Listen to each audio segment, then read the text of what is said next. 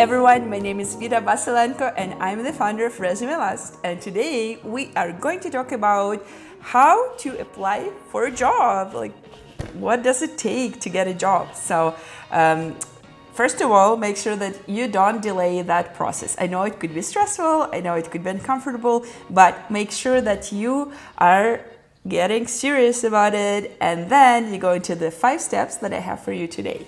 So step number 1 is searching for jobs in your field. So make sure that you know your field, your industry, and what kind of titles and positions entail your industry and how you're called, because in different industries you could be a software engineer, you could be just an engineer, you could be a technical manager, you could be anything else. For instance, if you're just working in software, it could be called differently in different fields. So make sure that you know that, make sure that you research that, and then you adjust your resume accordingly.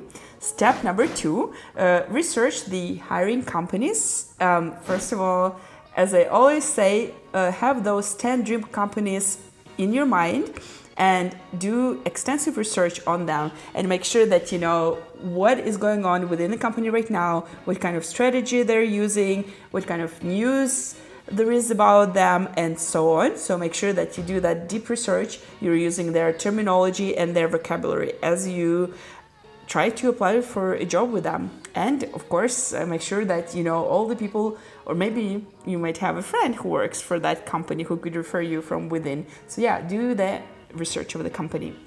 Step number 3, make sure that your resume is ready for submission. It is always good to tailor your resume. Every time you apply for a certain job, make sure that it's tailored for that position. And it's very easy to do because they do give you a job description and a very detailed description of what they're looking for. So just use the keywords from the job description on your resume, and that will help you through their ATS system, automated tracking system that the recruiters are using in their company. So make sure you always tailor your resume. Step number 4, decide if you truly need a cover letter. Cover letter is not required most of the time, but sometimes it is something that people want to read, and sometimes they do say that it's optional.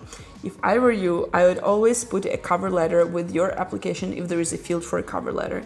Just because the more information you provide about yourself, the more information you are including about how good you are, why you're perfect for the job, the more chances you get that you will be hired by that hiring team and the company. So why not? Why not multiply your chances and use that cover letter and work on it before submitting your resume and your online application. And then step number 5, always submit your resume with that online application. Don't think that online application is enough in itself to apply for a job. Always tailor your resume. If possible, include your cover letter. Make sure that you proofread that cover letter and highlight certain areas that are required for the job opening, and only then hit that submit button on your online application. So those are the 5 steps for you to start applying for a new job, a job of your dream. Thank you so much for listening, and make sure that you comment below, make sure that you like my video and subscribe to my channel. Thank you. See ya.